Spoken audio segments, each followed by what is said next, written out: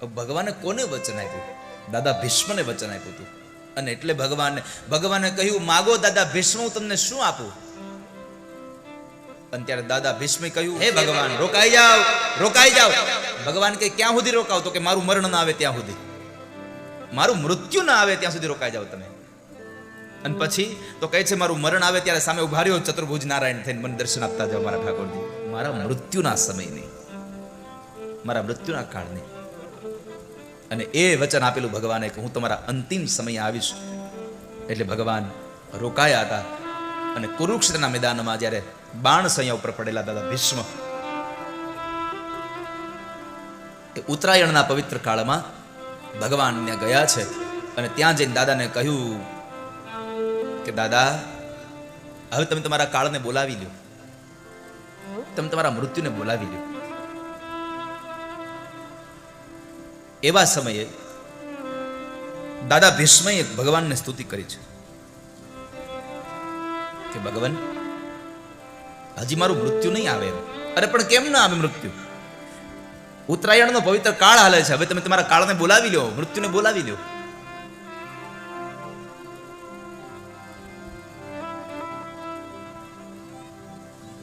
તો દાદા ભીષ્મે સ્તુતિ કરી છે,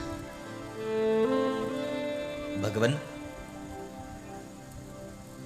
મારી એક દીકરી હજી કુંવારી છે, મારે એને પરણાવવાની છે. એ પરણી જાય પછી મને લઈ જાઓ.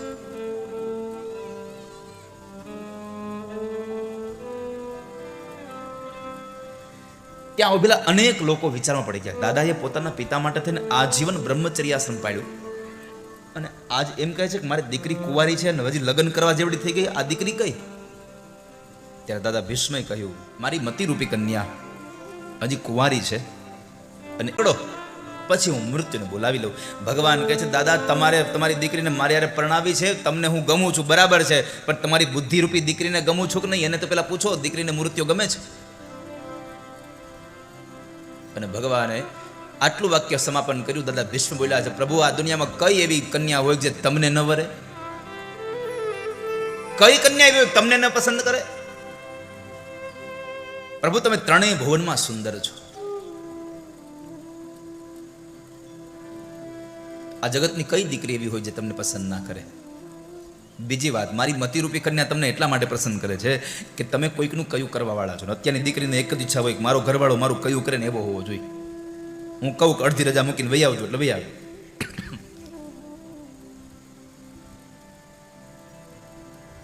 કહ્યાગ્રો પતિ હોય તો મને ગમે, આવી બધી દીકરીઓની ઈચ્છા હોય. તો ભગવાને કહ્યું, પણ તમે દાદા એમ કહો છો કહ્યાગ્રો પતિ, તો હું ક્યાં કોઈનો કહ્યાગ્રો છું? હું ક્યાં કોઈનું કયું કરું છું? અને ત્યારે ભગવાનને દાદા ભીષ્મે સાબિતી આપી છે, પ્રભુ, તમે કોકનું કયું કરવા વાળા છો. મેં ક્યાં કોઈનું કયું કર્યું?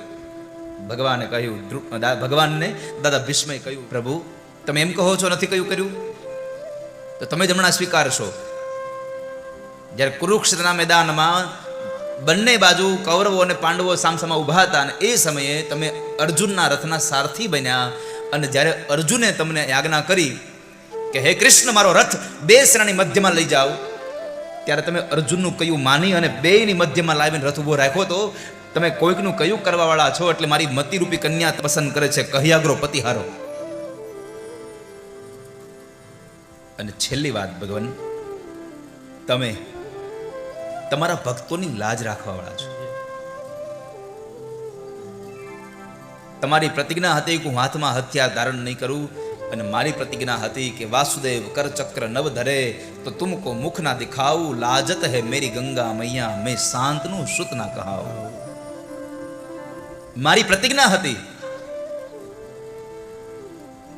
કે જો કૃષ્ણ હાથમાં હથિયાર ધારણ ન કરે તો મારું ધડ લડતા લડતા ઊંધું પડે.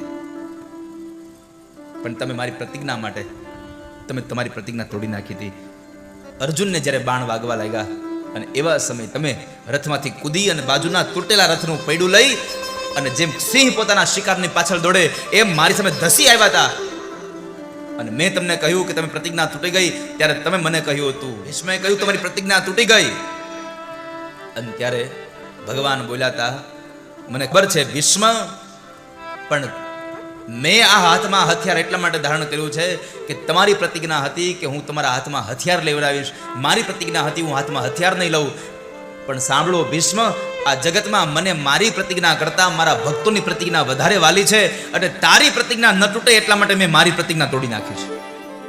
એ દાદા ભીષ્મને ભગવાને ઉદ્ધાર કરાવી, એને અંતિમ સમયના દર્શન કરાવી, અને અંતે ભગવાન જ્યારે દ્વારિકા જવા માટે રવાના થયા છે ત્યારે અત્યાર સુધી ભગવાન કૃષ્ણ અર્જુનના સારથી હતા. આજે અર્જુન ભગવાનનો રથ ચલાવી રહ્યા છે, ભગવાનને મૂકવા ગયા છે.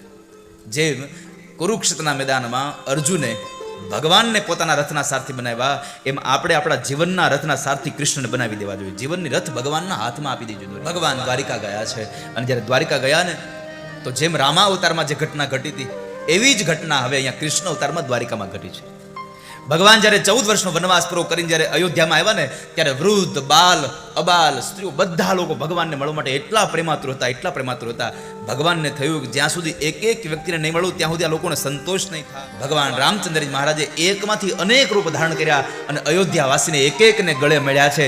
એવી જ ઘટના કૃષ્ણ અવતારમાં જ્યારે ભગવાન હસ્તિનાપુરથી દ્વારિકા ગયા અને બધી જ રાણીઓ ભગવાનના સ્વાગત સન્માન માટે તૈયાર થઈને ઊભી છે, દીવડાઓ પ્રગટાવીને ઊભી છે. એવા સમયે ભગવાને અનેક રૂપ લઈ અને ભગવાન બધાને લોકોને મળવા માટે ગયા, અને એક એક રાણીને ભગવાન મળ્યા છે. ત્યારબાદ સમય વ્યતીત થયો. ભગવાનને જેનું રક્ષણ કર્યું હતું એવા પરીક્ષિત મહારાજનું પ્રાગટ્ય થાય છે. પરીક્ષિત મહારાજના પ્રાગટ્યથી લઈ અને પાંડવોમાં અતિ આનંદ થયો. બ્રાહ્મણોને બોલાવ્યા છે અને એનું જન્માક્ષર બધું જોડાવ્યા, અને 8મું સ્થાન જોઈને કહ્યું કોઈ બ્રાહ્મણના શાપથી આનું મૃત્યુ થશે, બ્રાહ્મણ શાપથી મૃત્યુ થશે એવો સમાચાર સાંભળ્યા એટલે ધર્મરાજ યુધિષ્ઠિરને ચિંતા થઈ. બ્રાહ્મણો જપ કરવા પડે તો જપ કરો, તપ કરવા પડે તો તપ કરો, જે કરવું પડે તે કરો, પણ મારા દીકરાનું મૃત્યુ કોઈ બ્રાહ્મણના શાપથી ન થાય એવી કૃપા કરો. પણ બ્રાહ્મણો કહે છે ચિંતા ન કરો, તમારો દીકરો ભલે બ્રાહ્મણના શાપથી મૃત્યુ પામે પણ ભગવાનનો અનન્ય ભક્ત થશે. સમય પસાર થવા લાગ્યો છે. 36 વર્ષની યાત્રા કરીને વિદુરજી કાકા ઘરે આવ્યા. અર્જુને ભગવાન સ્વધામ ગમન થયાના સમાચાર સંભળાવ્યા કે કૃષ્ણ સ્વધામ ગમન થયા છે, અને પાંડવોએ નક્કી કર્યું જો કૃષ્ણ ન રહ્યા હોય તો હવે આપણે ન રહેવું જોઈએ. અહીંયા 5 પાંડવો અને દ્રૌપદી હેમાળાના માર્ગે હાડ ગાળવા માટે નીકળી જાય છે. પરીક્ષિત રાજાને પોતાના ઉત્તરાધિકારી તરીકે ત્યાં રાજગાદી સોંપી દઈ અને નીકળી જાય છે. પરીક્ષિત મહારાજ એક વખતના સમયે જ્યારે મૃગ્યા રમવા માટે નીકળ્યા છે ત્યારે મૃગ્યા રમવાની અંદર કલી સાથેનું મિલન થાય છે. કલીને જ્યારે એને મારવા ગયા તો કલીએ શરણાગતિ ભાવ કર્યો કે મને સ્વીકારી લો, શરણે આવ્યો છું, અને ક્ષત્રિયનો ધર્મ છે શરણે આવેલાને શરણાગતિ આપવી. જ્યારે શરણાગતિ માટે આવ્યા છે ત્યારે એવા સમયે કલીએ રહેવા માટે સ્થાન માંગ્યા ત્યારે 4 સ્થાનો આપ્યા. જ્યાં જુગાર રમાતો હોય ત્યાં કળિયુગ હોય છે, જ્યાં મદિરા પાન એટલે કે દારૂ પીવાતો હોય ત્યાં કળિયુગ હોય છે, સ્ત્રીઓનું શરીર વેચાતું હોય ત્યાં કળિયુગ હોય છે, જ્યાં કતલખાનું હોય ત્યાં કળિયુગ હોય છે. કળિયુગે કહ્યું આટલાથી મારો પરિવાર નહીં સમાય, હજી આપને પ્રાર્થના કરું ભગવાન, ફરીવાર એકવાર યાચના કરું છું, તમે મારા એક સ્થાન હારું આપો. અને એ સમય આપ્યું કે અનિતિનું જે ધન હોય, અનિતિનું જે સોનું હોય એમાં તારો વાસ થાય. અને એ જ સમયે કળિયુગ ઊભો થયો અને પરીક્ષિત રાજાના માથામાં મુગટ હતો એ મુગટમાં કળિયુગ બેસી જાય છે. કારણ એ મુગટ જરાસંધનો હતો. જરાસંધે બધી જ સંપદા અનિતિની ભેગી કરી હતી. અનિતિમાં કળિયુગ રહે છે. ભગવાનને પ્રાર્થના કરજો કે હે ઠાકોરજી નીતિનું ઓછું આપજો, પણ અનિતિનું કોઈનું લઈ લઈએ ને એવી વૃત્તિ ક્યારેય ન આપતા. અમને ઓછું ભલે મળે પણ અત્યારે તો અનિતિનું લેવામાં જ મજા છે. ગમે તેમ કરો, ગમે એનું ચોરી લ્યો તમે. પણ મેં વારંવાર કહ્યું છે કદાચ જેનું તમે લઈ લીધું છે ને એને ખબર નહીં પડે, પણ ઠાકોરજીને ખબર છે તમે કેટલું લીધું છે. આજ નહીં તો કાલ જ્યારે ઠાકોરજી પછી થપાટ મારશે ને ત્યારે ક્યાંય ના નહીં દો. એટલે હું હજી કહું છું કે જિંદગીમાં અહિતનું લેવું નહીં. મેં હમણાં વાત કરી હતી એમ ફરી પ્રમાણે કહું, જીવનમાં સુખી થવું હોય તો 2 હ યાદ રાખવા. જીવનમાં સુખી થવા માટે 2 હ યાદ રાખવા. પેલો હ ઈ છે કોઈના હકનું લઈ ન લેવું, એટલે કે બીજાના હકનું હોય આપણે લઈ ન લેવું. અને બીજો હ છે કોઈની જિંદગીમાં હાય ન લેવી. કોઈના આશીર્વાદ ન લઈ શકે તો કાંઈ નહીં, કોઈની હાય તો લેવી જ નહીં કોઈ દી. તો પરમાત્માને પ્રાર્થના કરીએ, ઠાકોરજી હું કોઈનું લઈ ન લઉં ક્યારે. જ્યારે લેવો ને ત્યારે બહુ સારું લાગશે, જ્યારે લેશો ત્યારે બહુ સારું લાગશે, પણ જ્યારે એક વખતના એક સમયે એક વખત ભાંડો ફૂટશે ને પછી ક્યાંય ના નહીં રહીએ આપણે. અને આપણી કહેવત છે, પાપ પીપળે આવીને જ પોકારે. તમારું કરેલું ખોટું કામ એક ના એક દિવસે ઊભું થાય ને થાય, એમાં સંશય નથી.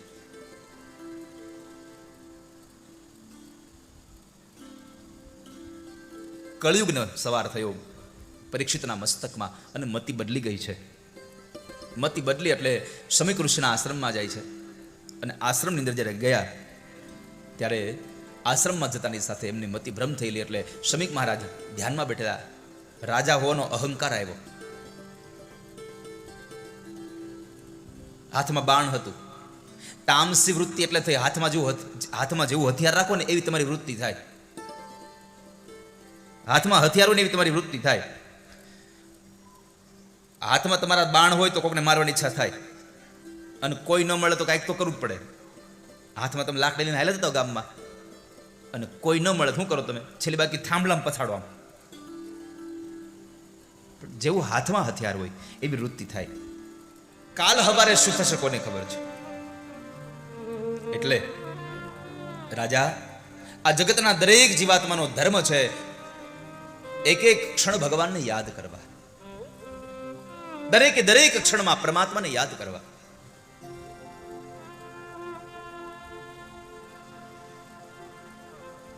મૃત્યુ ક્યારે આવીને ઉભું રહી જાય કોઈ ભરોસો નથી.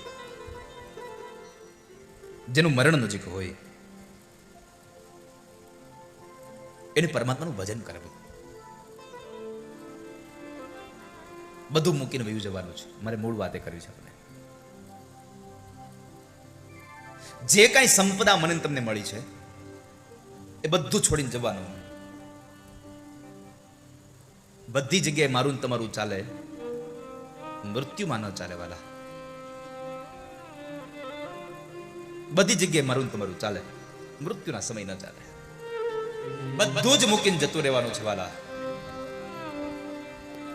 એક વસ્તુ સાથે નથી આવવાની મારી તમારી.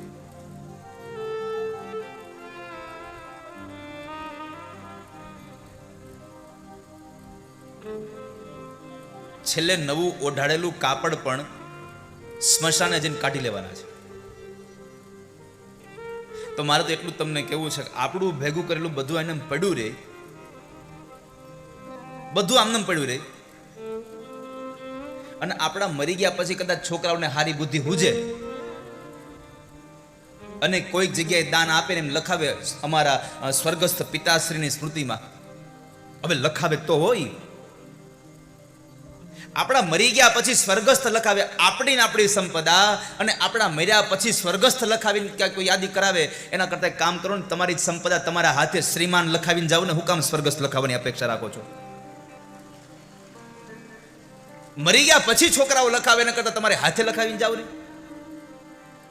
સિકંદર જેવો સિકંદર આખેમાં અડધી પૃથ્વીનું સામ્રાજ્ય હાથમાં લઈ લીધું, અને છતાં એ જો ખાલી હાથે ગયો હોય તો આપણે શું વિશાળ છીએ.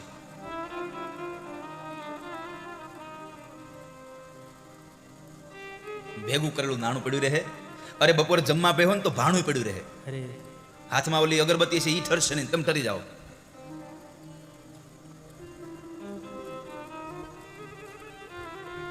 માટે પ્રાર્થના કરીને કહું છું વાલા, ભગવાને આપ્યું છે તો સત્કર્મમાં આપતા. ઓચિંતાનું ટાણું આવી જાય ને ક્યારેક ભરેલું રહેશે ભોજનિયાનું ભાણું પડ્યું રહે. હાવ આપણા મર્યા પછી આપણા છોકરાઓ આપણી પાસે કથા બેહારે એની કરતા આપણે કથામાં બેસી જવાય હરખાઈને, અને કથાને આપણા બેસી જવા દેવાય. બધું પડ્યું રહેશે અહીંયા. અને હમણાં કોરોના ગયો ખબર પડી જ ગઈ બધાને, બધું પડ્યું જ રહ્યું, કાંઈ કામમાં ન આવ્યું.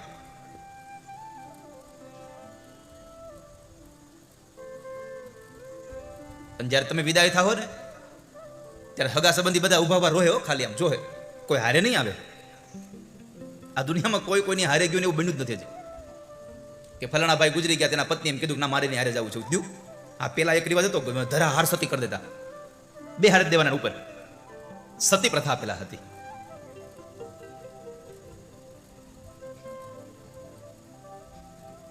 તો પરમાત્માએ અવસર આપ્યો છે, તો અવસરનો સદુપયોગ કરતા જજો વાલા. રાજા, દરેકનું મૃત્યુ નજીક છે, કારણ કે મૃત્યુ પીઠ પાછળ ઊભું છે, ક્યારે આવીને પકડી લે એનો કોઈ ભરોસો નથી. તો આ મનુષ્ય અવતારમાં જે કંઈ આપણને પરમાત્માએ આપણને સંપદા આપી છે એમાંથી સદુપયોગ કરીએ. પરમાત્માએ આપણને બુદ્ધિ આપી છે, બુદ્ધિનો સદુપયોગ કરીએ. પરમાત્માએ જે સમય આપ્યો છે સમયનો સદુપયોગ કરીએ. સુખદેવજી મહારાજ કથા કહેવાને આગળ વધ્યા છે. રાજા, મુક્તિ તો બધાને મળવાની. મુક્તિના 2 પ્રકાર છે. મુક્તિના 2 પ્રકારો છે, સદ્યો મુક્તિ ને ક્રમ મુક્તિ. હવે કોને કઈ મુક્તિ જોઈએ છે પોતાના ઉપર ડિપેન્ડેડ છે. ક્રમ મુક્તિમાં માણસ ટ્રેનમાં મુસાફરી કરે એટલે મનુષ્ય અવતારમાંથી છૂટે એટલે વળી પાછું પશુમાં જાય, પશુમાંથી પક્ષીમાં જાય, પક્ષીમાંથી કીડા મકોડામાં જાય, આમ કરતો મોક્ષ પદને પામે. એને ક્રમ મુક્તિ કહેવાય. અને મનુષ્ય અવતારમાં સત્કર્મ કરી લે, ભગવાનની ભક્તિ કરી લે અને મર્યા પછી સીધો ભગવાનના ધામમાં જાય, એને સદ્યો મુક્તિ કહેવાય. હવે નક્કી આપણે કરવાનું છે. ટ્રેનમાં મુસાફરી કરવી છે, પ્લેનમાં. ટ્રેનમાં મુસાફરી કરશો તો ટિકિટ ભાડું ઓછું દેવું પડશે, પણ સમય વધારે લાગશે, સ્ટેશન ઘણા આવશે. અને પ્લેનમાં મુસાફરી કરશો તો ટિકિટ ભાડું વધારે દેવું પડશે, સ્ટેશન એક નહીં આવે, સીધા પહોંચી જશો. નક્કી આપણે કરવાનું છે.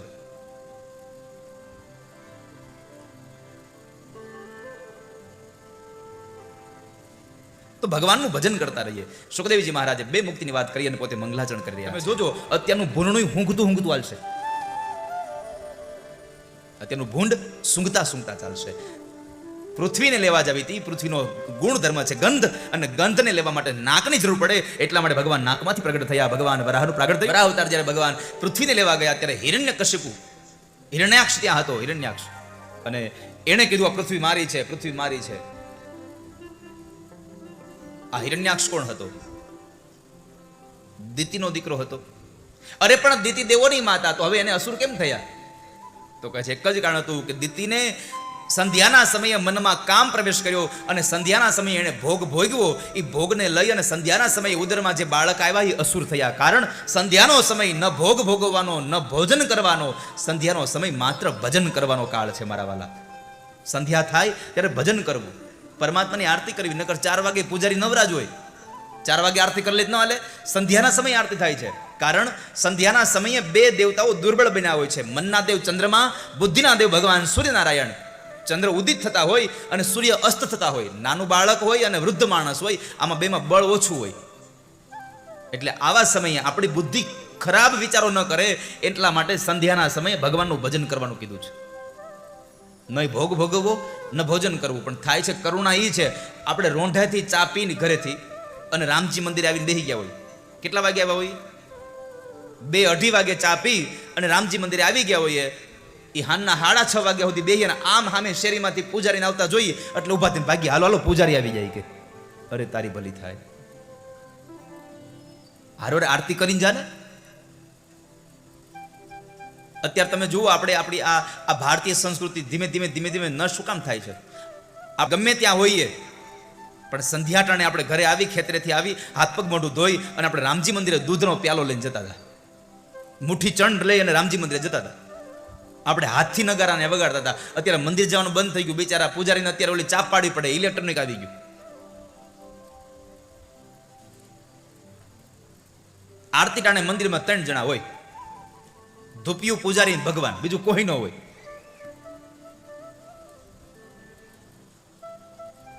જીવનમાં નિયમ રાખો કે દિવસમાં 1 વખત હું ભગવાનના મંદિરે દર્શન કરવા ચોક્કસ જઈશ. રોજનો નિયમ હોવો જોઈએ. આપણા ગામમાં મોટા મંદિરો આપણે બનાવી નાખીએ, મોટી પ્રતિષ્ઠાઓ કરી નાખીએ, પછી ત્યાં કોઈ જાતું નથી. હા જાય ક્યારે વાર તહેવાર હોય તઈ.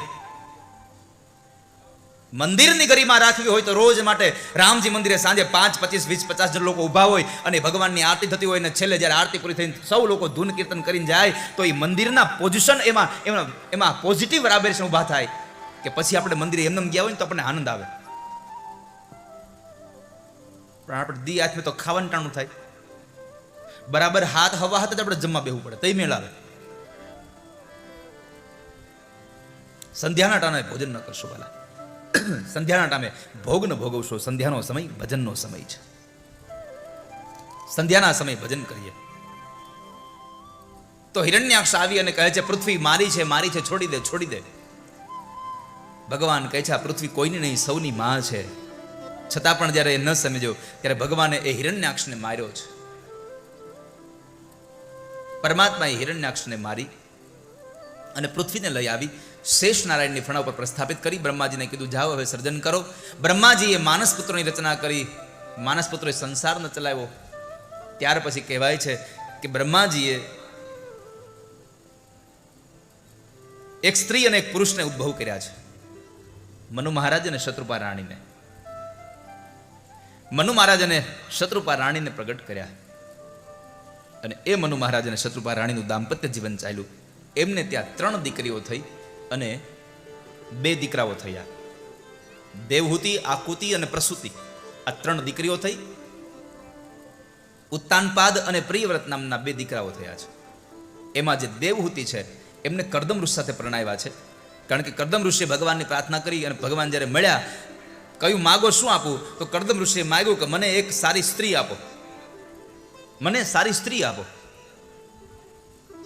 અને સારી સ્ત્રી જ્યારે માગી ત્યારે એ સ્ત્રી તો આપી, પણ સાથે સાથે કહ્યું કે જે સ્ત્રીને તમે લગ્ન કરશો એ સ્ત્રીના કુખમાંથી હું મારું પ્રાગટ્ય થશે. ભગવાન સ્વયં પોતે કપિલ નારાયણ બની આવવાની તૈયારી કરી રહ્યા છે. અને મનુ મહારાજની દીકરી દેવહૂતિ સાથે કરદમ ઋષિના લગ્ન થયા. અને એ કરદમ ઋષિને લગ્ન કર્યા પછી પ્રતિજ્ઞા કરી હતી કે મારે સંસારમાં એક દીકરો થશે એટલે હું વહી જઈશ. ત્યારે કરદમ ઋષિએ સૌ પ્રથમ 9 કન્યાઓ થઈ. 9 કન્યાઓ એ નવધા ભક્તિ છે. 9 કન્યાઓના જન્મ પછી એના ફળ સ્વરૂપે ભગવાન ઠાકોરજી સ્વયં કપિલ નારાયણ પરમાત્મા પધાર્યા છે. કપિલ નારાયણનું પ્રાગટ્ય થયું અને એ જ સમયે થોડો સમય વ્યતીત થયો એટલે કરદમ ઋષિ ચાલ્યા જાય છે. આ બાજુ કપિલ નારાયણ પોતાનો દીકરો છે એમ નહીં, ભગવાન છે, જ્ઞાની માણસ છે એમ સમજી અને માએ પોતાના દીકરાનો આશ્રય લીધો અને ભગવાનને પ્રશ્ન કર્યો, હું આપને ચરણે આવી છું અને હું આપના શરણે આવીને પ્રાર્થના કરું છું. સંસાર રૂપી વૃક્ષને હે કુહાડા સમાન કપિલ કાપનાર, પ્રકૃતિ અને પુરુષના લક્ષણો શું છે મારે જોવા છે. મારે આપને પ્રશ્ન કરવો છે આ જગતમાં મુક્તિ કેમ મળે, મુક્તિનું સાધન શું? અને ત્યારે ભગવાને કહ્યું માં મુક્તિનું સાધન યોગ અને સત્સંગ છે. માં તમે સત્સંગ કરો. પ્રભુ સત્સંગ સંત કોને કહેવાય? સંતોનો સંગ કરવાનું કહ્યું તો કહે સંત કોને કહેવાય? તો કહે છે જેની આંખમાં કરુણા ભરી છે એ સાધુ છે. માં જેની આંખમાં કરુણા છે, જેનો કોઈ શત્રુ નથી અને ઈ જેનો બીજાનો શત્રુ નથી એવી જેની વૃત્તિ છે એને સાધુ કહી શકાય. માં તમે એવાનો સંગ કરો. ભગવાન આ સંસારમાં માતાજી સુખી થવા માટે સત્સંગ બહુ જરૂરી છે.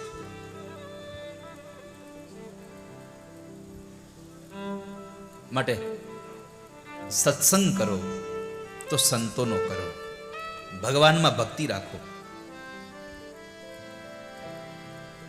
કારણ કે સંતોના સંગમાં પ્રભુની કથા આવે છે. સંતો ભગવાનની કથા કરી કરી અને મને તમને એમ કહે છે કે ભગવાનને ભજો.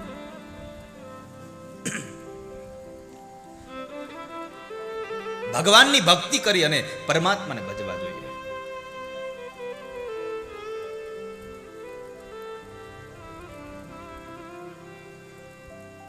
માં સંતોનો સંગ કરો.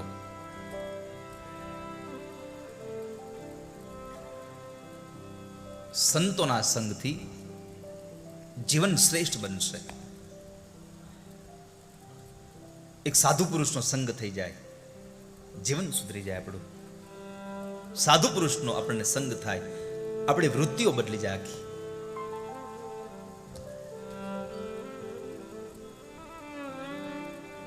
જીવનમાં મુક્તિ મેળવવા માટે સત્સંગ જરૂરી છે. માં પંચ મહાભૂતના શરીરમાં ક્યારેય તમે મોહ ન પામશો. પંચ મહાભૂતનું શરીર છે એમાં મોહ ન પામશો ક્યારેય. માને જ્ઞાનનો એને ભગવાન સંબંધી કથાઓ બતાવી, સાંખ્ય શાસ્ત્રનો ઉપદેશ આપ્યો અને ભગવાન જ્યારે ગંગા કિનારે જ્યાં ગંગા અને સાગરનું મિલન થાય છે ત્યાં ગયા છે. સારે તીર્થ બારંબાર, ગંગા સાગર એક બાર.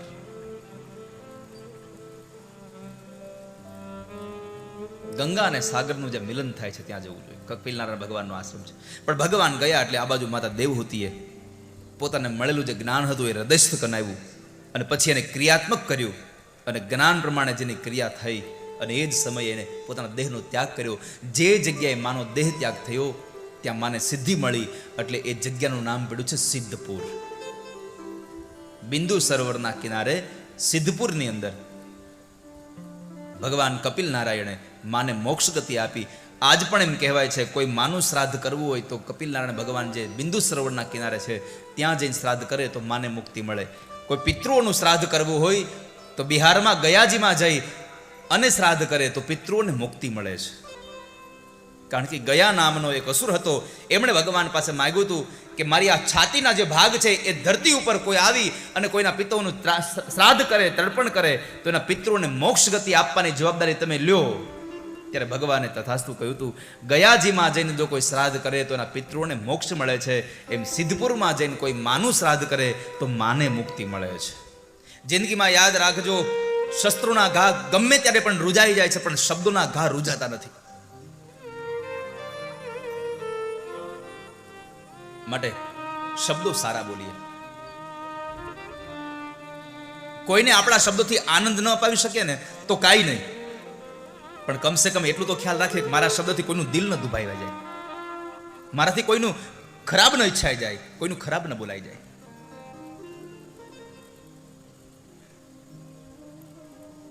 ધ્રુવજી મહારાજે માને વાત કરી એટલે માં કહે છે, અરે બેટા પણ એમાં તને ક્યાં ખોટું કીધું છે? કાંઈ ફળદ્રુપ જમીન ન હોય ને ત્યાં સુધી હારી મોલાદ ન થાય.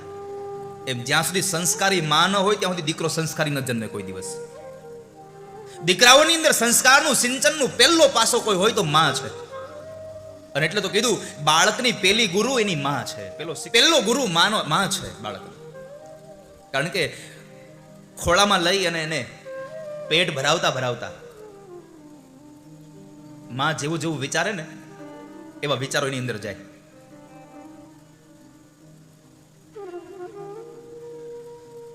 અમથી તો નહીં ગાયું હોય, પેટમાં પોઢીને સાંભળેલી શિવે રામ લક્ષ્મણની વાતો.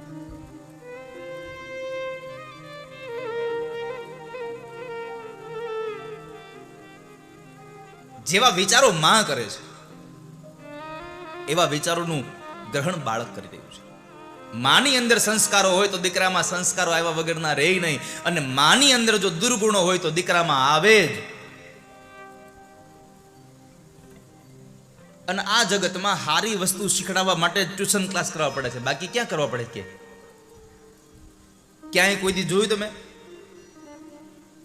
ગાળો બોલવા શીખવું હોય તો અહીંયા હોય, એ તો શીખી જ જાય છે. એકાદી બે વખત ઘરમાં કોઈ બોલ્યું હોય એટલે તરત ગ્રહણ કરી લે છોકરું.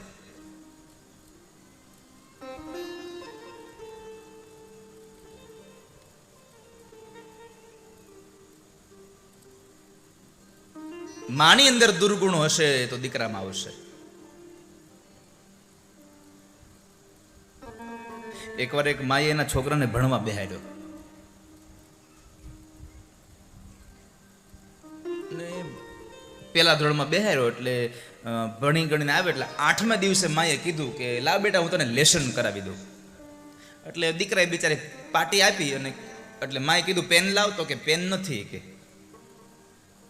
પેન નથી. એટલે માને એમ કે નવું ભણવા ગયો છે તો ક્યાંક મૂકીને આવ્યો હશે, એટલે માએ બીજું પેન લીધું અને બીજા પેનથી શીખડાવ્યું. 2-3 દિવસ લેસન કરવા બેહારે પણ પાટી આપે, પેન ન આપે. એમાં એક દિવસ છોકરો પકડાઈ ગયો, પેન ખાતા શીખી ગયો. તો એ નાનું છોકરું પેન બહુ ખાય, એટલે પેન ખાતા શીખી ગયેલો. એટલે માને ખબર પડી ગઈ. એટલે માં જરાક આકરા સ્વભાવની હતી, કડક મિજાજ વાળી માં હતી. એટલે માં મંડી બોલવા, તું અહીંયા ભણવા જા છો કે પેન ખાવા શીખવાને જા છો? ઓલા માસ્તર તને ભણાવે છે ખાલી હરામનો પગાર લે છે?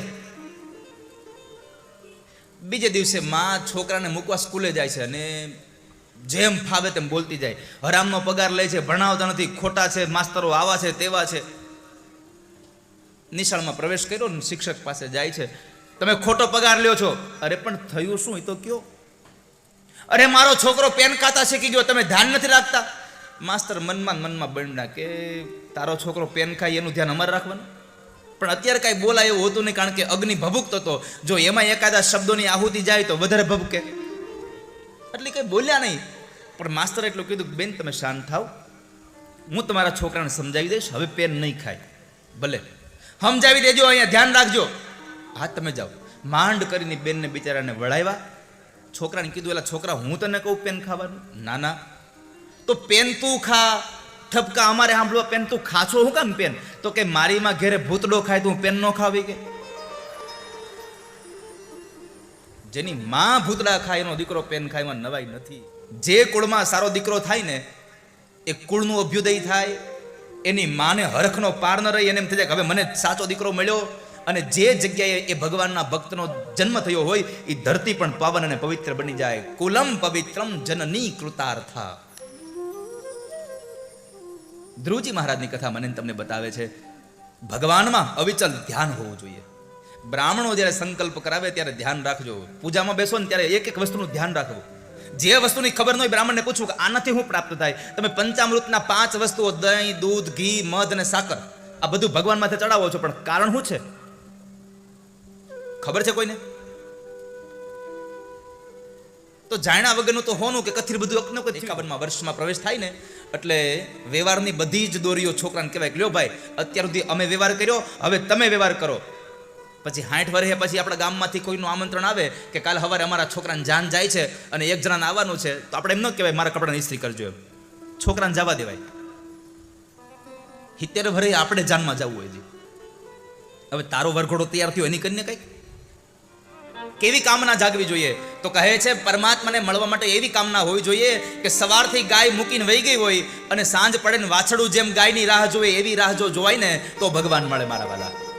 એક સોળે શણગાર સજી અને દંપતી, એક સ્ત્રી પોતાના પતિને 5 વર્ષથી મળી ન હોય અને પરદેશથી પોતાનો પતિ આવતો હોય અને શણગાર સજીને પોતાના પતિને મળવા જેટલી ઉત્સુક હોય એટલી ઉત્સુકતા જીવાત્માને ભગવાનને મળવાની થાય તો ભગવાન મળે, નકર ભગવાન ન મળે મારા વાલા.